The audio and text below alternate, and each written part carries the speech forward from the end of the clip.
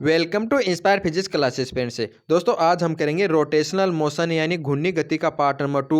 इसके अंदर दोस्तों हम लेकर के आ गए हैं जड़त्व आघूर्ण के सभी इंपॉर्टेंट क्वेश्चन है। दोस्तों इससे जो पहले वाला पार्ट है उसके अंदर मैंने आपको गणित क्वेश्चन करवा दिए हैं और आज हमारा ये है इसका पार्ट नंबर 2। इसके अंदर दोस्तों सबसे पहले अपन जड़त्व आघूर्ण के कुछ थ्योरेटिकल क्वेश्चन करेंगे। उसके बाद में दोस्तों इस जड़त्व आघूर्ण के दोस्तों फॉर्मूले बेस्ड क्वेश्चन है वो मैं आपके लिए लेकर के आ गया हूँ। दोस्तों इन क्वेश्चनों को आपको जरूर करना है क्योंकि दोस्तों ये जो फॉर्मूले बेस्ड क्वेश्चन है जड़त्व आघूर्ण के वो आपके एग्जामों में बार बार पूछे जाते हैं और लगभग एयरफोर्स की तो हर शिफ्ट में दोस्तों ये क्वेश्चन पूछे जाते हैं यहाँ से। तो दोस्तों सबसे पहले कुछ थ्योरेटिकल क्वेश्चन है उसको करना है, उसके बाद में दोस्तों फॉर्मूले बेस्ड क्वेश्चन है उनको भी आपको करना है। तो शुरुआत करते हैं इस वीडियो की और देखते हैं हमारा जो 20वां क्वेश्चन है। दोस्तों 20वें क्वेश्चन में आपको क्या दिया हुआ है कि घूर्णी गति के द्रव्यमान की तुल्य राशि है जड़त्व आघूर्ण, कोणीय संवेग, बल आघूर्ण, उपरोक्त में से कोई नहीं। इस क्वेश्चन में आपसे क्या पूछा गया है कि जिस प्रकार हमारी रेखीय गति के अंदर द्रव्यमान का कार्य होता है उसी प्रकार से यानी जो हमारी घूर्णी गति होती है उसके अंदर द्रव्यमान की तुल्य कौन सी राशि होती है वो आपको बताना है। जड़त्व आघूर्ण होती है कोणीय संवेग, बल आघूर्ण या उपरोक्त में से कोई नहीं। दोस्तों इसका राइट हो जाएगा ऑप्शन नंबर ए वाला यानी जड़त्व आघूर्ण। दोस्तों याद रखना जिस प्रकार से रेखीय गति के अंदर द्रव्यमान कार्य करता है घूर्णी गति के अंदर वही यानी द्रव्यमान का वही कार्य हमारा जड़त्व आघूर्ण करता है। क्योंकि दोस्तों अपन जानते हैं जिस प्रकार हमारे रेखीय गति के अंदर बल का फॉर्मूला होता है F=ma, उसी प्रकार से दोस्तों कोणीय गति होती है उसके अंदर हमारा जो बल आघूर्ण का जो फॉर्मूला होता है वो होता है I अल्फा। यानी दोस्तों यहाँ पर जो द्रव्यमान का कार्य है वो यहाँ पर हमारा जड़त्व आघूर्ण करता है। तो इसका राइट हो जाएगा ऑप्शन नंबर ए। अब देखते हैं आपके लिए नेक्स्ट क्वेश्चन है। हमारा जो 21वां क्वेश्चन है इसमें क्या दिया हुआ है कि जड़त्व आघूर्ण निर्भर करता है। दोस्तों आपको बताना है कि हमारा जो मोमेंटम ऑफ इनर्शिया है वो किस पर निर्भर करेगा, कणों के वितरण पर, द्रव्यमान पर, घूर्णन अक्ष की त्रिज्या पर या उपरोक्त सभी पर। यानी दोस्तों हमारा जो जड़त्व आघूर्ण होता है आई वो आपको बताना है किस पर निर्भर करता है। तो दोस्तों इसका राइट हो जाएगा ऑप्शन नंबर डी वाला। यानी दोस्तों यह कणों के वितरण, द्रव्यमान एवं घूर्णन त्रिज्या तीनों पर निर्भर करता है। क्योंकि दोस्तों अपन जानते हैं जो जड़त्व आघूर्ण का जो फॉर्मूला होता है वो हमारा mr² होता है। तो यहाँ से अपन देखते हैं कि दोस्तों यह द्रव्यमान पर भी निर्भर करता है और घूर्णन यानी जो हमारी जो घूर्णन अक्ष की त्रिज्या है उस पर भी निर्भर करेगा। और दोस्तों यानी कि दोस्तों हम जानते हैं कि हमारा वलय के लिए जड़त्व आघूर्ण अलग होता है बल्कि चकती के लिए जड़त्व आघूर्ण अलग होता है और गोले के लिए अलग होता है। यानी दोस्तों यह कणों के वितरण पर भी निर्भर कर रहा है। तो इसका राइट आंसर आएगा ऑप्शन नंबर डी वाला। यानी दोस्तों वलय के अंदर कण का जो वितरण होता है वो केवल यानी परिधि के अनुदिश यानी बाहरी सिरे पर ही होता है और चकती के अंदर सभी जगह होता है। यानी कणों के वितरण के यानी पर भी जो हमारा जड़त्व आघूर्ण होता है वो निर्भर करता है। तो इसका जो राइट आंसर आएगा वो जाएगा ऑप्शन नंबर ए। अब आपके लिए 22वां क्वेश्चन है। हमारा जो 22वां क्वेश्चन है इसमें क्या दिया हुआ है कि किसी वस्तु का जड़त्व आघूर्ण प्रभावी होता है वस्तु की वक्राकार पथ में गति के दौरान, सरल रेखीय गति के दौरान, घूर्णन गति के दौरान, उपरोक्त में से कोई नहीं। यानी दोस्तों आपको बताना कि हमारा जो जड़त्व आघूर्ण होता है वो कब प्रभावी होता है। तो इसका राइट हो जाएगा ऑप्शन नंबर सी वाला। दोस्तों याद रखना हमारा जो इनर्शिया मोमेंटम होता है वो केवल घूर्णी गति के अंदर ही पाया जाता है। यानी कि दोस्तों हमारा जो जड़त्व आघूर्ण का कार्य क्या होता है कि यानी कोई भी वस्तु यदि घूर्णन गति कर रही है तो यह उसका विरोध करता है। जो विरोध उत्पन्न होता है उसे अपन जड़त्व आघूर्ण कहते हैं यानी इनर्शिया मोमेंटम कहते हैं। तो इसका राइट आंसर जाएगा ऑप्शन नंबर सी वाला। अब आपके लिए नेक्स्ट क्वेश्चन है। हमारा जो 23वां क्वेश्चन है दोस्तों इसमें क्या दिया हुआ है कि एक एक ही पदार्थ के तथा समान आकार के एक ठोस गोले तथा खोखले गोले का भार बिना मापे उनके बीच अंतर बताया जा सकता है। यानी दोस्तों आपके पास कोई दो गोले हैं, एक आपके पास ठोस गोला है और दूसरा खोस यानी हमारा खोखला गोला है।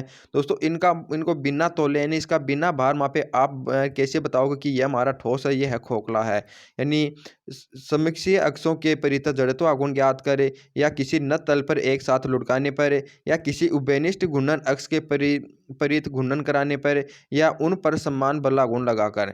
दोस्तों आपको यानी कि आपको बताना है कि किस विधि के द्वारा आप ठोस गोले के अंदर और खोखले गोले के अंदर अंतर बता सकते हैं।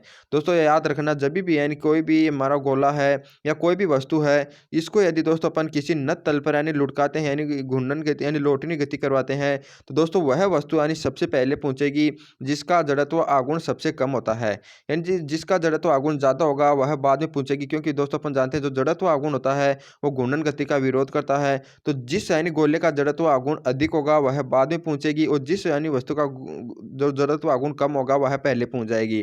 तो दोस्तों इस प्रकार से अपन जानते हैं कि हमारा जो खोखला गोला होता है इसका जड़त्व आघूर्ण अधिक होता है और ठोस गोले का जड़त्व आघूर्ण कम होता है। तो इसके कारण दोस्तों इसको अपन इस बार से लुढ़काएंगे तो हमारा जो ठोस गोला होगा दोस्तों वो पहले पहुंचेगा और जो बाद में पहुंचेगा वो हमारा खोखला गोला होगा। तो इस प्रकार से दोस्तों अपन हमारे पास कोई 2 गोले हैं, उसका भार बिना मापे उनके बीच अंतर बताया जा सकता है, जब उसको किसी नत समतल पर एक साथ लुढ़काते हैं। तो इसका राइट हो जाएगा ऑप्शन नंबर बी वाला। यानी दोस्तों नत तल पर अपन इसको एक साथ लुढ़काएँगे, तो हमारा दोस्तों यानी जो गोला पहले पहुँचेगा वो हमारा क्या हो जाएगा, यानी ठोस गोला हो जाएगा, और जो बाद में पहुँचेगा वो हमारा खोखला गोला होगा। दोस्तों याद रखना, हमारा ठोस गोले का जड़त्व गुण होता है 2/5 mr² होता है, और बल्कि दोस्तों हमारा जो खोखला गोला होता है उसका होता है 2/3 mr²। यानी खोखले गोले का जड़त्व आघूर्ण होने के कारण यह बाद में पहुंचेगा, और ठोस गोले का जड़त्व आघूर्ण होने के कारण यह पहले पहुंच जाएगा, क्योंकि इसका जड़त्व आघूर्ण कम होता है। तो इसका राइट आंसर जाएगा ऑप्शन नंबर बी। अब देखते हैं आपके लिए नेक्स्ट क्वेश्चन है। हमारा 24वां क्वेश्चन है, इसमें क्या दिया हुआ है कि किसी वस्तु का जड़त्व आघूर्ण किस पर निर्भर नहीं करता।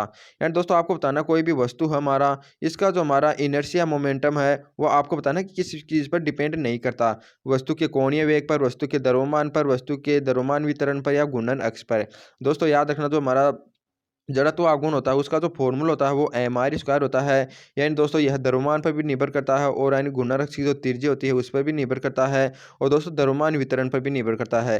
क्योंकि हम जानते हैं दोस्तों, समान द्रव्यमान की वलय और समान द्रव्यमान की त्रिज्या की जो हमारी शक्ति होती है, यानी वलय और शक्ति के लिए दोस्तों हमारा जो मोमेंटम ऑफ इनर्शिया होता है, यानी जड़त्व आघूर्ण होता है वो अलग अलग होता है, क्योंकि इसके अंदर द्रव्यमान वितरण अलग अलग है, तो इस पर भी निर्भर करेगा। लेकिन दोस्तों यह यानी वस्तु के कोणीय वेग पर कभी भी डिपेंड नहीं करता है। तो इसका राइट आंसर हो जाएगा ऑप्शन नंबर ए वाला। यानी याद रखना, किसी वस्तु का दोस्तों जो जड़त्व गुण होता है वो हमारा वस्तु के कोणीय वेग पर निर्भर नहीं करेगा। तो इसका राइट हो जाएगा ऑप्शन नंबर ए। अब देखते हैं नेक्स्ट क्वेश्चन है।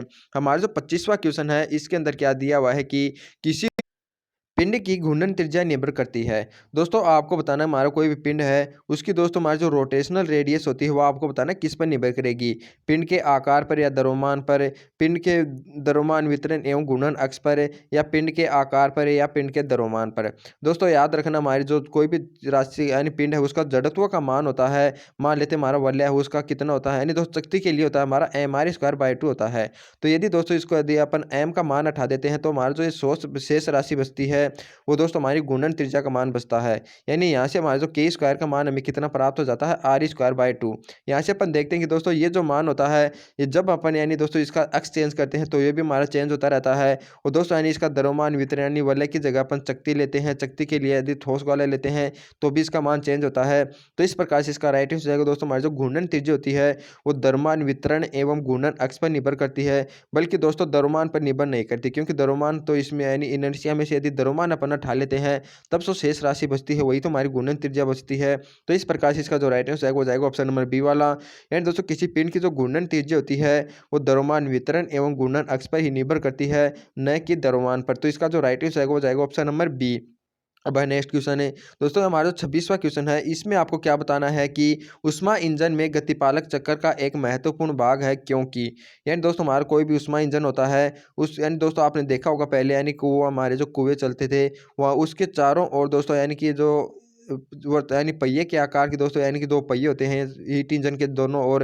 तो दोस्तों इस शेप अपन बोलते हैं गतिपालक चक्र। तो दोस्तों आपको बताना कि यानी कि हमारा जो ऊष्मा इंजन होता है उसके अंदर इनका भाग यानी कार्य क्या होता है, यानी दोस्तों इसका महत्वपूर्ण भाग क्यों होते हैं। तो इसका जो राइट आंसर हो जाएगा ऑप्शन नंबर डी वाला। यानी यह इंजन की चाल को नियत बनाए रखते हैं। यानी दोस्तों ऊष्मा इंजन में हमारे जो गतिपालक चक्र होते हैं इनका जो मुख्य कार्य क्या होता है कि दोस्तों यानी कि जो इसकी चाल होती है उसको नियत बनाए रखने में काम आते हैं। तो इसका जो राइट आंसर हो जाएगा ऑप्शन नंबर डी वाला। अब है नेक्स्ट क्वेश्चन है।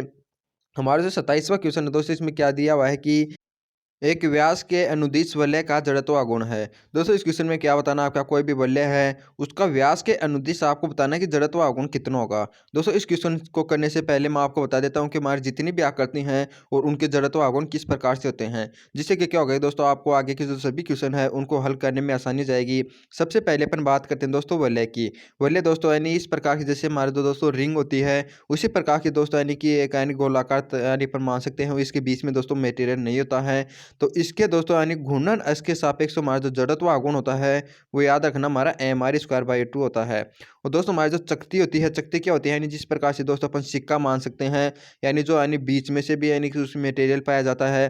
तो इसके लिए जो जड़त्व आघूर्ण होता है दोस्तों याद रखना हमारा वलय के हाफ होता है, यानी mr²/2 होता है। और दोस्तों इसी प्रकार से हमारा जो यानी खोखला गोल होता है उसके लिए जड़त्व आघूर्ण हमारा 2/3 mr² होता है। लेकिन दोस्तों यदि अपन ठोस गोले की बात करते हैं तो दोस्तों हमारा जो खोखले गोले से कम हो जाएगा वो कितना हो जाएगा 2/5 MR² हो जाएगा। अब दोस्तों यदि आपको वलय और शक्ति के लिए दोस्तों ये व्यास के सापेक्ष पूछता है तो हमेशा याद रखना दोस्तों इसका जो गुणन अक्ष के सापेक्ष जितना जड़त्वाः गुण होता है इसका हाफ हो जाएगा।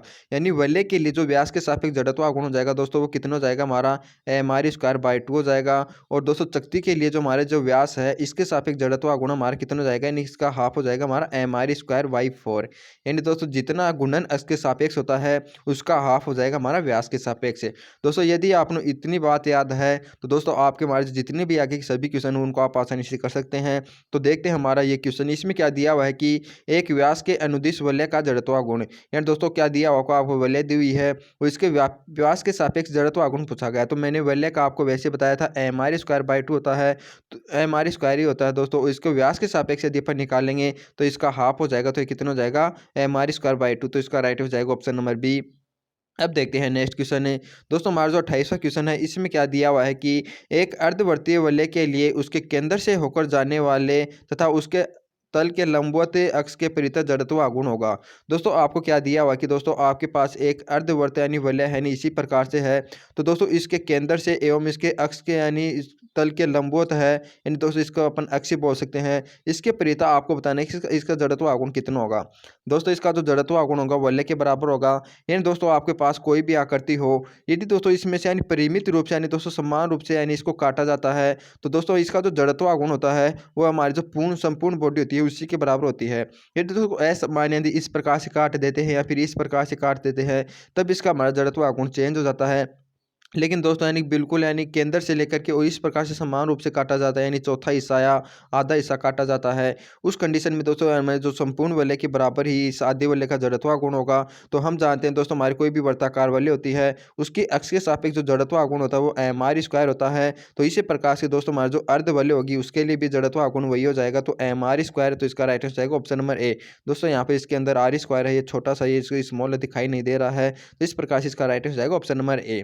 अब देखते हैं 29वां क्वेश्चन है दोस्तों हमारा जो 29 क्वेश्चन है इसमें क्या है कि एक पतली छड़ जिसका द्रव्यमान m तथा लंबाई l है, इस छड़ का किस सिरे एक सिरे से लंबाई क्या लंबवत अक्ष के परितः जड़त्व आगुण होगा। दोस्तों आपको क्या दिया हुआ कि आपके पास कोई एक यानी छड़ है, उसके दोस्तों यानी कि इसका एक सिरा है और इसके यानी दोस्तों लंबवत यानी जो लंबाई है इस सिरे से इसके लंबवत जो हमारा अक्ष है उसके परितः जड़त्व आगुण बताना कितना होगा। दोस्तों याद रखना हमारी कोई भी यानी छड़ होती है उसका जो जड़त्व आगुण होता है यानी कि इसके केंद्र के यानी इसके बीचों बीच और इसके लंबवत अक्ष के परितः जड़त्व आगुण होता है वो दोस्तों याद रखना हमारा होता है ML²/12 होता है। और दोस्तों समांतर प्रमेय में क्या कहती है कि दोस्तों मैं यानी कोई भी यानी का आकृति का किसी भी अक्ष के सापेक्ष जड़त्व आगुण पता हो और उसके समांतर किसी अन्य अक्ष के सापेक्ष जड़त्व आगुण निकालना है तो क्या करेंगे दोस्तों, इस अक्ष के सापेक्ष जो जड़त्व आगुण होगा उसमें से दोस्तों अपन इसके द्रव्यमान को इनके मध्य में जो परपेंडिकुलर दूरी होती है दोस्तों उसके स्क्वायर से यदि अपन मल्टीप्लाई करते हैं तो हमारा जो नया अक्ष है उसके सापेक्ष जड़त्व आगुण निकल जाता है। तो इसी प्रकार से दोस्तों मैं इसको छड़ का जो इस अक्ष के सापेक्ष जड़त्व आगुण हमें पता है वो मार कितना होता है ML²/12 होता है। तो इसमें दोस्तों अपन इसका जो द्रव्यमान है उसे मल्टीप्लाई कर देंगे दोस्तों, इसके जो परपेंडिकुलर यानी ये बीच की दूरी हो जाएगी वो L/2 हो जाएगी, तो इसका स्क्वायर हो जाएगा हमारा L² यानी बटे 4। तो यानी दोस्तों इस प्रकार से हमारा जो नया अक्ष होगा इसके सापेक्ष जड़त्व आपको निकल जाएगा। तो ये हमारा कितना हो जाएगा, ये हमारा हो जाएगा ML²/3 हो जाएगा। तो दोस्तों इसका जो राइट आंसर हो जाएगा ऑप्शन नंबर बी वाला, यानी ML²/12 प्लस ML²/4 हो जाएगा, हमारा कितना हो जाएगा ML²/3। तो इसका जो राइट आंसर जाएगा वो जाएगा ऑप्शन नंबर बी वाला। दोस्तों एक क्वेश्चन है वो आपके एग्जाम में पूछे जाते हैं, ये फॉर्मूले बेस्ड क्वेश्चन है और यानी दोस्तों हमारा जो प्रमेय है उसके आधार पर है, ये कोई यानी डिफिकल्ट न्यूमेरिकल नहीं है। तो दोस्तों आपके एग्जाम में आसानी से पूछे जा सकते हैं, तो आप इन क्वेश्चनों को भी अच्छी तरह से तैयार करें। अब आपका नेक्स्ट क्वेश्चन है हमारा जो 30 नंबर का क्वेश्चन है, इसमें क्या दिया हुआ है कि द्रव्यमान m तथा r त्रिज्या वाले एक समान वलय का जड़त्व आगुण उसके तल में स्थित एक स्पर्श रेखा के परितः है। यानी दोस्तों आपको क्या दिया हुआ कि आपके पास एक वर्ताकार वलय है, यानी और दोस्तों इसका जड़त्व आगुण पूछा गया है आपको, यानी कि दोस्तों इसी के तल में जो इसकी जो स्पर्श रेखा होती है इसके अनुदिश है। तो हम जानते हैं दोस्तों वलय का जो व्यास के अनुदिश जो जड़त्व आगुण होता है वो मैंने बताया था कि MR²/2 होता है। तो दोस्तों मैं इसके यानी इसका तो दोस्तों इसके समांतर ही हो जाएगी स्पर्श रेखा, तो दोस्तों इसका जड़त्व आगुण हमारा MR² हो गया। तो मैंने आपको बताया था कि जो हमारा जो समांतर प्रमेय है जड़त्व आगुण की उसके अनुसार तो इस अक्ष के समांतर समांतर दोस्तों इसका निकालना है तो पहले इसका जड़त्व गुण लिखेंगे, वो लिख देंगे m r²/2 प्लस दोस्तों द्रव्यमान को अपन इसके मध्य की जो परपेंडिकुलर दूरी है उसके स्क्वायर से मल्टीप्लाई कर देंगे। तो दोस्तों इसके मध्य दूरी इसकी त्रिज्या के बराबर हो जाएगी r, तो ये जाएगा हमारा r²। तो इन तीनों को जोड़ेंगे तो हमारा कितना हो जाएगा 3mr²/2 हो जाएगा। तो इस प्रकार से दोस्तों हमारा जो कोई भी वलय है उसकी स्पर्श रेखा हो और जो उसी के तल में स्थित हो तो उसके लिए जो जड़त्व गुण हो जाएगा वो कितना हो जाएगा 3mr²/2। दोस्तों ये आपको निकाल आना चाहिए, इसको रटने की कोशिश मत करेंगे दोस्तों, यदि आप रटोगे तो क्या होगा कि आपके यानी मिक्सिंग हो जाएगा सभी और दोस्तों यानी इसको भूल जाएंगे। आपको दोस्तों मैंने शुरू में बताया था वलय के लिए, शक्ति के लिए इन्हीं को याद करना है। इस प्रकार से इस क्वेश्चन का राइट आंसर हो जाएगा ऑप्शन नंबर बी वाला, यानी एम द्रव्यमान तथा आर त्रिज्या वाली जो एक वलय है उसका दोस्तों उसी के तल में जो स्पर्श रेखा का जो अक्ष है उसके अनुदिश जो जड़त्व आघूर्ण हो जाएगा वो हमारा 3/2 mr² हो जाएगा। तो इसका राइट आंसर हो जाएगा ऑप्शन नंबर बी। अब देखते हैं दोस्तों आपका नेक्स्ट क्वेश्चन है। हमारा जो अगला क्वेश्चन है इसमें क्या दिया हुआ है कि एक वर्ताकार वलय वर्ताकार शक्ति दोनों के द्रव्यमान एवं त्रिज्याएं समान है, इनके तलों के लंबवत एवं केंद्रों से गुजरने वाले अक्षों के परितः जड़त्व आघूर्ण का अनुपात होगा। यानी दोस्तों आपको क्या दिया हुआ कि एक आपके पास यानी वर्ताकार वलय है, दूसरी वर्ताकार चकती है। दोस्तों उनके जो हमारा तल के लंबवत और इसके केंद्र से गुजरने वाला जो अक्ष होता है उसके परितः जड़त्व आघूर्ण का अनुपात निकालना है, दोनों का कितना होगा। दोस्तों मैंने आपको बताया था कि वलय के लिए जड़त्व आघूर्ण होता है वो mr² होता है और चकती के लिए दोस्तों ये होता है mr²/2 होता है।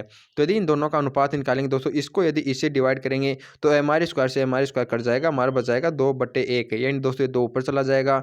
यानी दोस्तों हमारा जो चकती यानी जो वलय है उसका जो जड़त्व आघूर्ण है वो चकती की तुलना में 2 गुना है। तो इस प्रकार से इसका जो अनुपात हो जाएगा वो कितना हो जाएगा 2:1। तो इसका राइट आंसर जाएगा ऑप्शन नंबर बी वाला।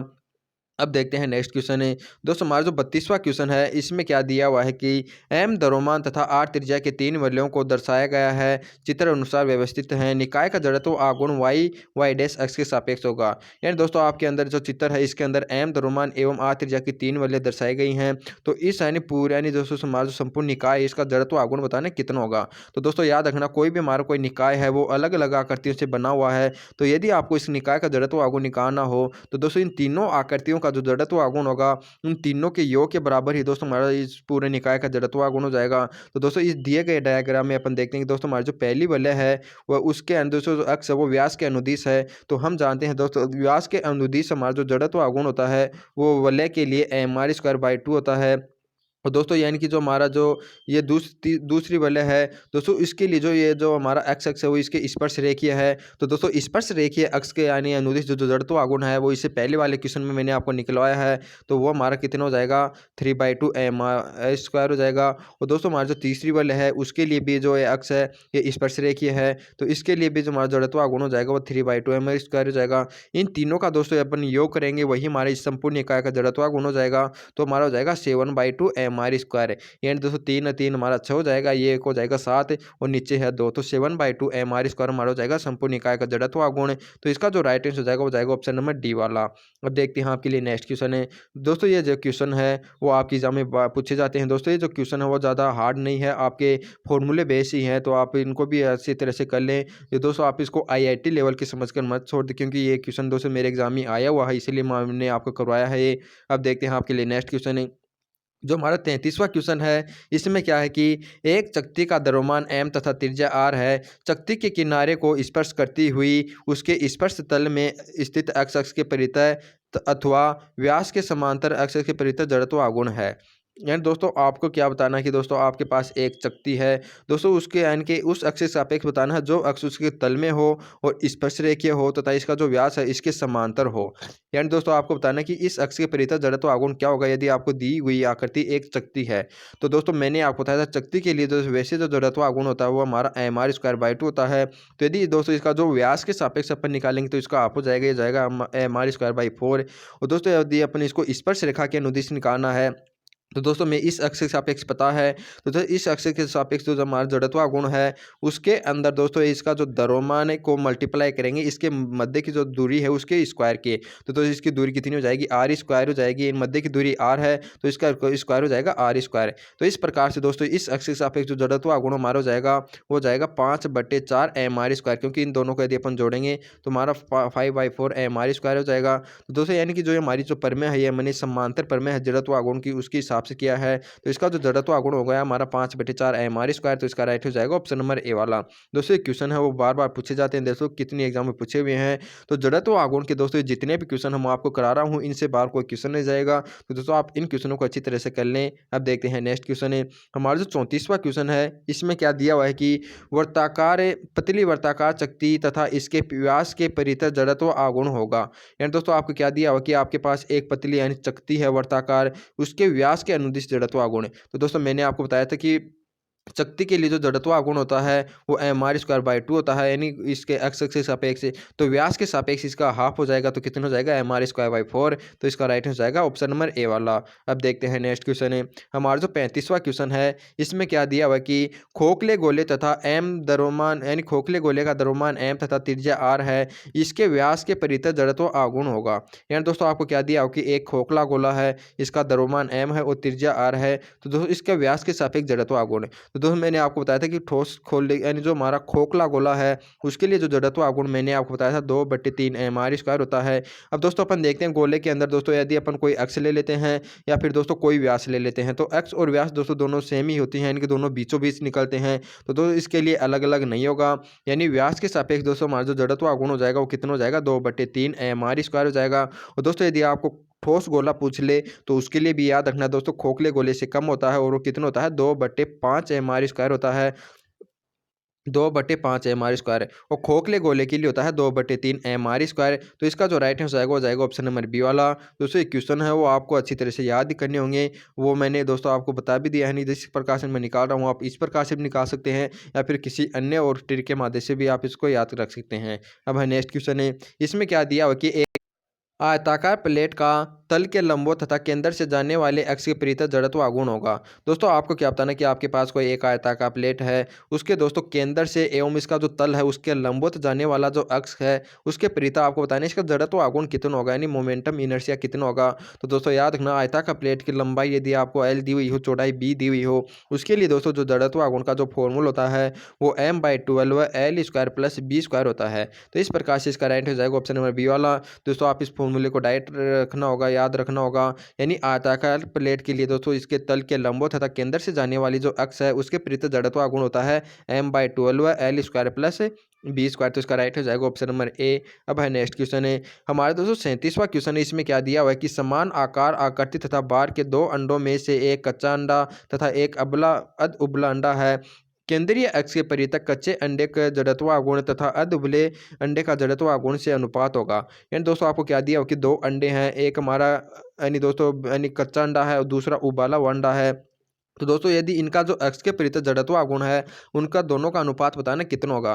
दोस्तों हम जानते हैं हमारा जो कच्चा अंडा होता है उसके अंदर दोस्तों बीच में से क्या होता है कि जो लिक्विड पाया जाता है, और दोस्तों हमारा जो उबला हुआ अंडा है वो अंदर से ठोस हो जाता है, यानी दोस्तों जो लिक्विड है वो ठोस अवस्था में बदल जाता है उबालने पर। तो दोस्तों हमारा जो जो ये कच्चा अंडा है दोस्तों इसको अपन खोखला गोला मान सकते हैं, क्योंकि दोस्तों जैसे ही अपन इसको घूर्णन कराएंगे तो बीच में जो लिक्विड होता है वो दोस्तों यानी कि सार यानी इसके जो किनारे की ओर चला जाएगा अब केंद्रीय बल के कारण, बल्कि दोस्तों ये हमारा ठोस गोले की तरह कार्य करेगा। और हम जानते हैं दोस्तों हमारा जो खोखला गोला होता है उसका जड़त्व आघूर्ण अधिक होता है और ठोस गोले का जड़त्व आघूर्ण कम होता है। तो इस कारण दोस्तों इसका जो अनुपात निकाल लेंगे वो हमारा एक से अधिक प्राप्त होगा, क्योंकि इसका मान अधिक है और इसका मान कम है। अधिक मान में अधिक कम संख्या का भाग देते हैं तो हमारा एक से अधिक अनुपात प्राप्त हो जाएगा। तो इसका राइट हो जाएगा ऑप्शन नंबर बी।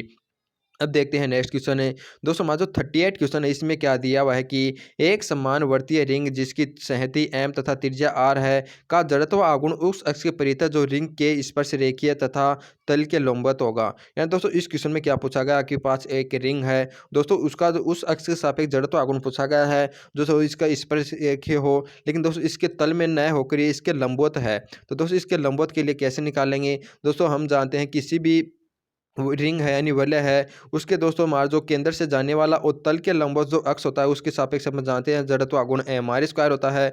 और दोस्तों यानी कि यदि इस अक्ष के सापेक्ष हमें निकालना है तो इनके मध्य की दूरी r है और दोस्तों चकती का द्रव्यमान m है, तो इसके अंदर दोस्तों इसका द्रव्यमान m और इसके मध्य की दूरी जो है उसका स्क्वायर हो जाएगा हमारा r²। तो इन दोनों को यदि जोड़ेंगे तो दोस्तों हमारा जो इसका लंबवत अक्ष है उसके सापेक्ष जड़त्व आघूर्ण में प्राप्त हो जाएगा और ये हो जाएगा 2mr²। तो इसका राइट हो जाएगा ऑप्शन नंबर ए वाला। अब देखते हैं नेक्स्ट क्वेश्चन है आपका दोस्तों जो 39वां क्वेश्चन है। इसमें क्या दिया हुआ है कि आर त्रिज्या तथा एम द्रव्यमान वाले एक गोले का उस पर स्पर्श रेखा के परितः जड़त्व आगुण होगा। यानी दोस्तों आपको क्या दिया हुआ कि दोस्तों आपके पास आर त्रिज्या एवं एम द्रव्यमान का एक गोला है और दोस्तों उसका जो एक स्पर्श रेखा है इसके परितः आपको जड़त्व आगुण पूछा गया है कितना होगा। दोस्तों हम जानते हैं हमारा गोला का मतलब है यानी कि ठोस गोला है। तो दोस्तों ठोस गोले के जो जड़त्व आगुण होता है हम जानते हैं 2/5 होता है, 2/5 एम आर स्क्वायर। और दोस्तों यानी कि इसके इसके सापेक्ष अपन जानते हैं और इसके सापेक्ष आपको पूछा गया है। तो दोस्तों हम जानते हैं इसका मास एम है और इनके मध्य की दूरी यदि आर हो तो दोस्तों यदि इसके अंदर अपन एम आर स्क्वायर जोड़ देंगे और इसका हमारा फाइनल आंसर प्राप्त हो जाएगा। तो ये जाएगा दोस्तों 5 और 2 7 यानी इसका हो जाएगा 7/5 एम आर स्क्वायर। यानी दोस्तों आपके पास कोई ठोस गोला है और इसकी स्पर्श रेखा के अनुदिश हमारा जो जड़त्व गुण कितना हो जाएगा 7/5 एम आर स्क्वायर। तो इसका राइट हो जाएगा ऑप्शन नंबर डी वाला। यानी दोस्तों आपको पता है इसका एक्स एक्सिस के सापेक्ष जड़त्व गुण 2/5 एम आर स्क्वायर होता है। इसके अंदर दोस्तों इसकी परपेंडिकुलर दूरी हमारी आर हो गई और इसका द्रव्यमान एम है। तो एम आर स्क्वायर और जोड़ देंगे तो दोस्तों हमारा इस एक्सिस के सापेक्ष प्राप्त हो जाएगा। तो ये हमारा हो जाएगा 7/5 एम आर स्क्वायर है। अब देखते हैं आपके लिए नेक्स्ट क्वेश्चन है दोस्तों जो 40वां क्वेश्चन है इसमें क्या दिया हुआ है कि निम्न में से किसका जड़त्व आघूर्ण सबसे अधिक होगा, वर्ताकार वलय का या चक्ति का या ठोस गोले का या दंडचुंबक का। दोस्तों याद रखना जो हमारी जो वलय होती है उसका द्रव्यमान जो जड़त्व आघूर्ण होता है वो सबसे अधिक होता है। तो इसका राइट आंसर जाएगा ऑप्शन नंबर ए वाला। दोस्तों आपको कोई भी एक्स के सापेक्ष पूछा जाए यदि दोस्तों आपको अलग अलग मटेरियल दिए हुए हैं दोस्तों हमारी जो वर्ताकार वलय होती है उसका जड़त्व आघूर्ण सबसे अधिक होता है, चक्ति का भी इससे कम होता है, ठोस गोले का भी कम होता है और दंडचुंबक का भी इससे कम होता है। तो इसका राइट हो जाएगा ऑप्शन नंबर ए। अब देखते हैं आपके लिए नेक्स्ट क्वेश्चन है दोस्तों 41वां क्वेश्चन है इसमें क्या दिया हुआ है कि एक 8 त्रिज्या की चक्ति के केंद्र से लंबवत गुजरने वाले अक्ष के परितः चक्ति का घूर्णन त्रिज्या का मान होगा। यानी दोस्तों आपको क्या दिया हुआ है कि एक 8 त्रिज्या की चकती है उसके केंद्र से गुजरने यानी केंद्र के लंबवत यानी दोस्तों जो हमारा गुजरता है अक्ष अक्ष उसके सापेक्ष यानी जो घूर्णन त्रिज्या है वो आपको बतानी कितनी होती है। दोस्तों हम जानते हैं कि हमारा जो चकती के लिए अक्ष अक्ष के सापेक्ष जो हमारा जड़त्व गुण होता है वो एम आर स्क्वायर बाई 2 होता है। तो दोस्तों मैंने आपको बताया था कि जो एम के गुणा में जो पद होता है वही हमारा जो के स्क्वायर का मान होता है यानी घूर्णन त्रिज्या के स्क्वायर का मान होता है। दोस्तों यहाँ से के स्क्वायर का मान प्राप्त होगा आर स्क्वायर बाई 2। तो के का मान आपको कितना प्राप्त हो जाएगा आर/√2। तो इसका जो राइट आंसर वो जाएगा ऑप्शन नंबर ए वाला। यानी दोस्तों आपके पास कोई एक चकती दी हुई है उसकी दोस्तों यानी कि केंद्र से और इसके तल के लंबवत जो अक्ष गुजरता है उसके परितः आपको जो यदि घूर्णन त्रिज्या बतानी है वो कितनी हो जाएगी आर/√2 हो जाएगी। तो इसका राइट हो जाएगा ऑप्शन नंबर ए। अब देखते हैं आपके लिए 42वां क्वेश्चन है। 42वें क्वेश्चन में क्या दिया हुआ है कि एक ठोस गोले ए तथा एक अन्य खोखले गोले बी में द्रव्यमान तथा त्रिज्याएं बाहरी त्रिज्याएं समान है तो उनके व्यास के परितः जड़त्व आघूर्ण IA एवं IB है तो किस प्रकार से संबंधित होंगे। तो दोस्तों मैंने आपको बताया था कि आपके पास एक ठोस गोला है एक खोखला गोला है। दोस्तों हमारा जो खोखला गोला होता है उसका जड़त्व आघूर्ण अधिक होता है और ठोस गोले का जड़त्व आघूर्ण कम है। दोस्तों आपको खोखला गोला बी दिया हुआ है और ठोस गोला ए दिया हुआ है। तो दोस्तों हमारा बी का मान अधिक हो जाएगा ए से यानी आई बी अधिक होगा आई से। तो इसका राइट हो जाएगा ऑप्शन नंबर सी वाला। यानी दोस्तों हमारा जो ठोस गोला है उसका जड़त्व आघूर्ण खोखले गोले से कम होता है यानी आई बी का मान अधिक होगा। तो इसका राइट हो जाएगा ऑप्शन नंबर सी। अब देखते हैं दोस्तों आपके लिए आज का अंतिम क्वेश्चन है। जो अंतिम क्वेश्चन है इसमें क्या दिया हुआ है कि एम द्रव्यमान तथा आर त्रिज्या की एक वलय को पिघलाकर एक ठोस गोला बनाया जाता है तो गोले का जड़त्व आघूर्ण होगा। यानी दोस्तों इस क्वेश्चन में क्या दिया हुआ कि एक एम द्रव्यमान का एवं आर त्रिज्या का दोस्तों कोई एक रिंग है यदि दोस्तों इसको पिघला करके एक ठोस गोला बना दिया जाता है तो आपको बताना होगा जो जड़त्व आघूर्ण होगा दोस्तों गोले का जड़त्व आघूर्ण वलय से अधिक होगा वलय से कम होगा वलय के समान होगा उपरोक्त में से कोई नहीं। दोस्तों सबसे पहले तो अपन ये जानते हैं कि वलय का जो जड़त्व आघूर्ण होता है वो सभी यानी आकृतियों से अधिक होता है। तो दोस्तों गोले का जो जड़त्व आघूर्ण होगा वलय से वैसे कम होगा। और दूसरा रीजन इसका क्या है कि दोस्तों हमारे जो वलय के अंदर जो मटेरियल होता है वो बाहरी होता है। इसको पिघला करके दोस्तों अपन यदि गोला बनाएंगे तो दोस्तों यानी बहुत ही छोटा गोला बनेगा क्योंकि इसके अंदर तो बाहरी मटेरियल होता है इसको दोस्तों हमारा गोलाकार में बहुत अधिक मटेरियल चाहिएगा। इसी मटेरियल में दोस्तों अपन यदि गोला बनाएंगे तो इसकी जो रेडियस हो जाएगी वो भी बहुत कम हो जाएगी। और हम जानते हैं जड़त्व आघूर्ण हमारा एम आर स्क्वायर होता है तो आर का मान कम होने के कारण उससे भी हमारा जड़त्व आघूर्ण कम हो जाएगा। तो दोस्तों अपन फाइनली देखते हैं तो हमारे जो गोले का जो जड़त्व आघूर्ण हो जाएगा वो वलय से कम प्राप्त होगा। तो इसका राइट हो जाएगा ऑप्शन नंबर बी वाला। दोस्तों इस क्वेश्चन के साथ हमारे आज के जो क्वेश्चन है वो कंप्लीट होते हैं। दोस्तों आज के जो क्वेश्चन है वो थोड़े न्यूमेरिकल टाइप के हैं और दोस्तों मैंने आपको थोड़ा यानी फास्ट इसलिए करवाए हैं कि दोस्तों ये जो क्वेश्चन है वो सभी एक ही मेथड के हैं लगभग। यदि आपको एक क्वेश्चन समझ में आ गया होगा तो आप सभी क्वेश्चनों को आसानी से कर सकते हैं। तो दोस्तों अब मिलते हैं आपको नेक्स्ट वीडियो में, तब तक आप सभी को जय हिंद जय भारत।